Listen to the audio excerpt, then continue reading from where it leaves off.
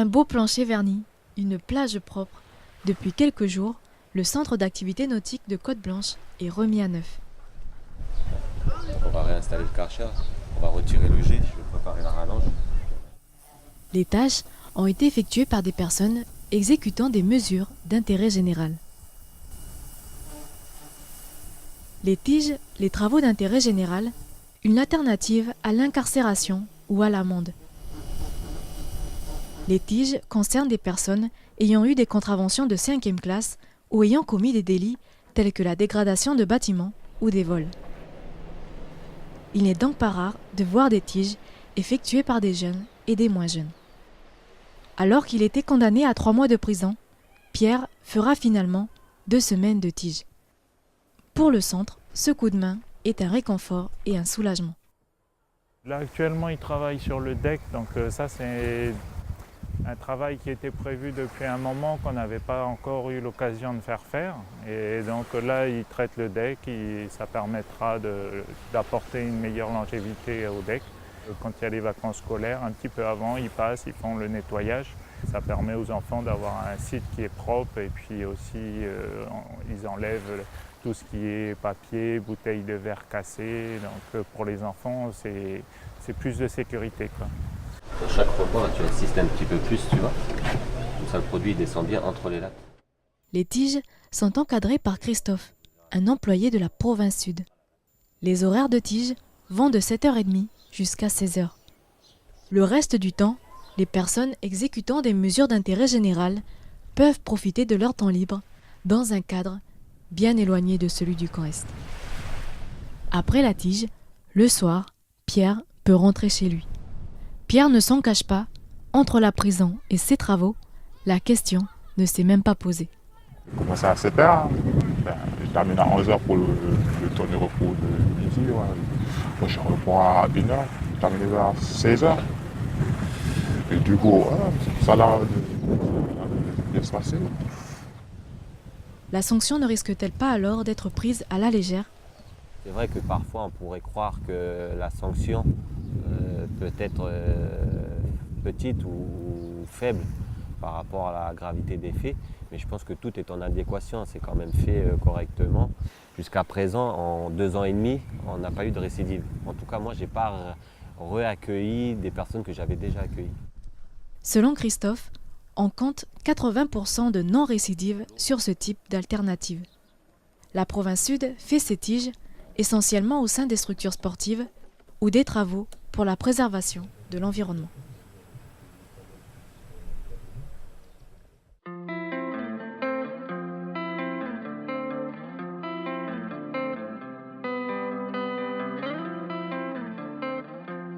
Ici, on est vraiment dans une entreprise artisanale de gravure laser, de menuiserie et d'ébénisterie. Donc on produit nous-mêmes dans l'atelier qui est juste derrière, qu'on ira voir plus tard. Tous nos produits en bois local, beaucoup, qu'on vient graver au laser dessus, donc personnalisé sur tous les produits qu'on fait. Là, on a des boîtes à stylo.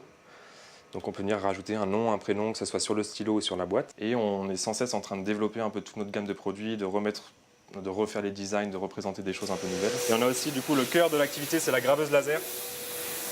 On est en train de faire des médailles prestige pour l'armée. Ici, une caméra qui va lire mon dessin, qui va retranscrire les données sur mon bois.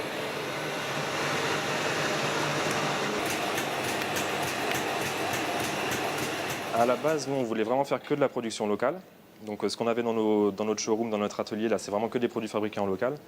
Le label RDC, ça permet vraiment d'officialiser en fait notre production artisanale et locale.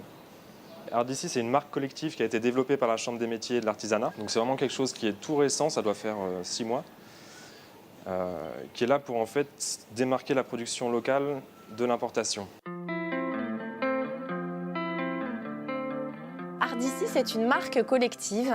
Marque collective qui sert à l'ensemble des artisans d'art qui ont décidé d'adhérer à cette marque pour se faire connaître en tant qu'artisans d'art et pour valoriser leur production qui est à la fois principalement manuelle et puis qui est surtout 100% locale, calédonienne. Donc cette marque collective, elle s'impose à côté des marques de chacun des adhérents et elle fédère sous une même bannière des artisans d'art qui se rassemblent autour de valeurs que sont la créativité, l'authenticité, le savoir-faire et l'envie de prouver que leurs produits sont calédoniens. Donc c'est une chose que beaucoup d'artisans en Calédonie attendaient pour pouvoir vraiment montrer aux touristes et aux personnes qui vont passer en Nouvelle-Calédonie qu'on produit aussi localement des souvenirs et des articles plus à vocation touristique qui soient vraiment fabriqués en local.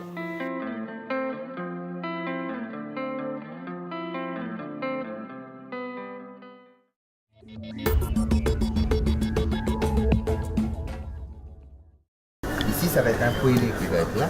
Et ici, ça va être la poncha. La poncha, poêlé. Ouais, c'est bon. Voilà. N'oublie pas les paniers de légumes. J'ai amené des ignames exprès pour ça. Ah oui. Ça en est disposé, comment je vais mettre en place. C'est pas évident avec les tables trop bas. C'est pour le dos, quoi. Je sais pas, ça dure combien de temps le tournage. Le chef Jewin est sur tous les fronts. D'abord sur la terrasse du Monitel, où il s'assure qu'il ne manque rien au décor destiné au tournage de la saison 2 de Voyage et délices by Chef Kelly. Et en cuisine, où il s'active à préparer sa recette en amont pour gagner du temps lors des différentes étapes au tournage. La tourte à l'igname, c'est le plat qu'il réalise pour la première fois aujourd'hui. Je vais l'inventer là. D'accord. J'avais déjà la tête, déjà hier. Ce matin, j'ai finalisé là. À base d'un produit locaux, je réfléchis dessus, puis j'essaie de faire sortir autre chose qu'on a l'habitude de voir. C'est vrai que nous, au l'igname, on a l'habitude de voir comme ça. C'est chez nous les Kanaks. Et après, tu as d'autres astuces que l'igname de lui-même apporte, quoi. Et c'est nous, en tant que chef cuisinier, qu'on peut l'apporter et puis faire montrer, découvrir que l'igname, c'est vrai qu'il a beaucoup de potentiel aussi. C'est pareil comme la pomme de terre. D'accord. Bonjour. Ça va. Kim, la commise de cuisine, vient du lycée Escoffier. Elle accompagnera le chef Jewin durant la préparation du plat. Après une séquence dans une exploitation maraîchère bio de Koumak, chef Kelly et son équipe de tournage arrivent à l'hôtel. Petit bémol, l'emplacement des tables destinées au tournage ne leur convient pas. La recette, on la fera là. Comme ça, parce que nous, il nous faut un fond un peu plus sombre. Hein, parce que là, ici, là, ça claque trop, vous serez en contre-jour. Après avoir réajusté le décor, le tournage de la recette peut commencer. Ok, tourne. Je reste en large, hein, je suis en large. Et alors, chef Kim, il y a une différence entre l'igname blanc et l'igname violet au niveau du goût, je parle. Oui, non, il n'y a pas trop de différence. Après, celui-là, vous avez le moelleux. L'igname blanc qui est un peu sec. Ouais. Et celui-là, tu as le moelleux dedans. D'accord. L'objectif est toujours le même, partir à la découverte de nouvelles recettes traditionnelles, de nouveaux produits et surtout de nouvelles rencontres avec les locaux. Il y a eu des échanges et une préparation en amont avec le chef parce qu'il a la recette qui lui est annoncée quand même quelques semaines avant pour que lui puisse s'organiser. Et aujourd'hui, l'igname est à l'honneur, donc le chef Henri nous a fait l'honneur de revisiter la tourte d'igname à sa façon. Le tournage de la saison 2 au pays s'est terminé aujourd'hui à la fois. L'équipe de Voyage et délices by Chef Kelly s'envole ce soir pour Wallis.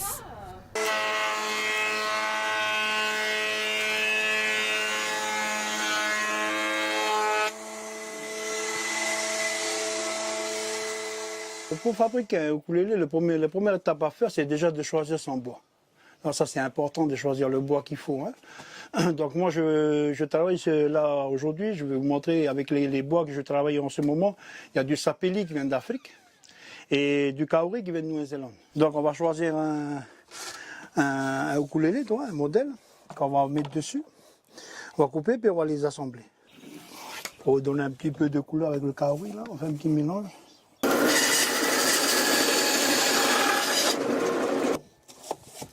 Moi, quand j'ai commencé à faire les yuks, on était très jeunes. Hein. Mon papa déjà, il avait acquis ça de son père, qui est mon grand-père. Et petit à petit, on est rentré dans le bain.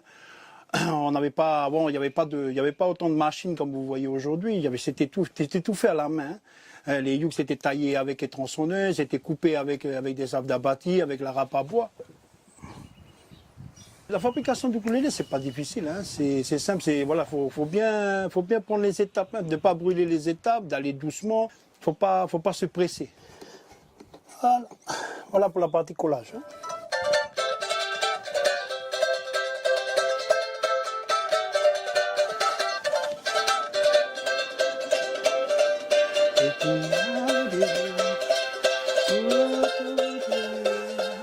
Donc le yuk il est coupé, donc maintenant il va falloir le raboter, tracer et puis préparer pour creuser, pour mettre la caisse de résonance.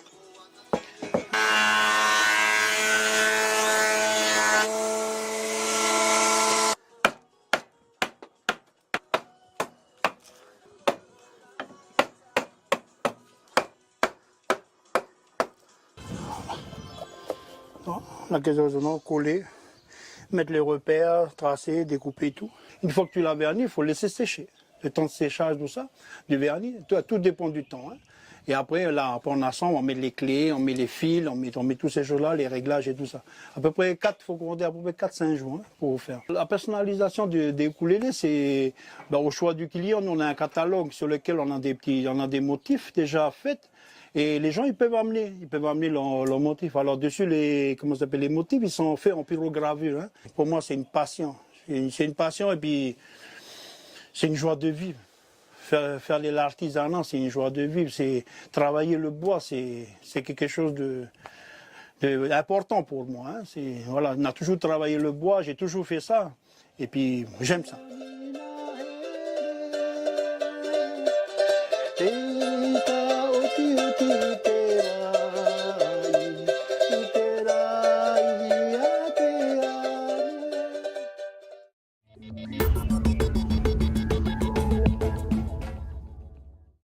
La guerre de 1917, une histoire encore méconnue du grand public. Elle s'est déroulée dans le nord du pays et c'est ce qu'a découvert Benjamin. Et qui c'est Noël? C'est lui qui a mené la révolte kanak. Moi, je ne connaissais pas l'histoire de Noël. Je vais demander à mes parents s'ils la connaissaient. Résultat d'un travail conjoint du Centre culturel Tjibaou et du Musée de Nouvelle-Calédonie. Cette exposition explique comment cette guerre est née, le conflit en lui-même et ses conséquences. C'est dans les programmes. Là, en ce moment, on fait la première révolte avec Ataï. Et là, c'est très intéressant parce que c'est une continuité. C'est la deuxième révolte de 1917 avec Noël, le grand chef Noël, de Kony. Une guerre que se sont livrés les clans Kanak, dont les plaies laissées aujourd'hui ne sont pas encore tout à fait cicatrisées. Le comité Naneva s'est alors créé à Wailou en 2009. Il rassemble plusieurs chefferies de Kwawa et de Kanala. Un processus de réconciliation s'est alors enclenché à l'occasion des festivités organisées pour commémorer le 20e anniversaire de la mort de Jean-Marie Tjibaou. La démarche en fait, de Naneva pour faire la paix, dans réconciliation avec les gens, les victimes en fait, parce que Kanala, Wailou étaient à l'époque, c'était des rebelles à l'époque, qui étaient en fait alliés, et donc les victimes, on retrouve la région de Yengen, la région de Vaud. Et voilà, nous, ce qu'on voulait montrer en fait, dans cette exposition, c'est une exposition qui retrace, on va dire, la vraie histoire de la révolte de 17, et c'est une manière de faire une restitution aux gens de Yengen, parce que ce sont des victimes, et ce sont aussi, on va dire, des victimes de l'histoire de l'époque, de 17. Damen Boîte, visible au centre culturel Guamemboara de Yengen jusqu'en janvier 2019.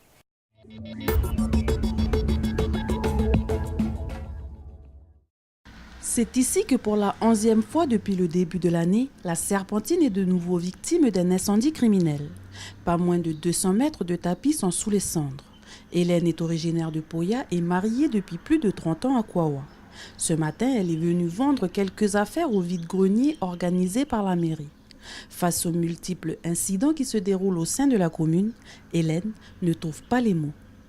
C'est comme je vous ai dit, on ne sait plus, on est là comme ça, voilà. On a attendu des choses, on ne sait plus c'est comment, qu'est-ce qu'on va devenir, qu'est-ce qu'on va... On ne sait plus. Nos jeunes, ils sont là, et ils sont perdus, ils ne travaillent plus, il y a d'autres qui sont dispatchés dans tous les côtés, voilà quoi. Le mari d'Hélène est un retraité de la SLN. Un de ses fils a lui été affecté sur Thiébagui. Pour elle et sa famille, la vie ces derniers temps n'est pas facile. Ce qu'elle souhaite, c'est que tout cela s'arrête et que tout le monde trouve un terrain d'entente. Pour que ça s'arrête et puis essayer de se réconcilier avec nos jeunes et puis nos coutumiers, et puis voilà, avec la SLN, tout ça. Pour repartir d'une bonne... Il faut arrêter quoi, voilà, il faut arrêter. Surtout les jeunes aussi, il faut que ça s'arrête. Il faut essayer de repartir sur une bonne base, une bonne condition après, voilà. Quant à la réparation de la serpentine, selon la SLN, aucune opération n'est envisageable sur le site tant que les conditions de sécurité ne seront pas réunies.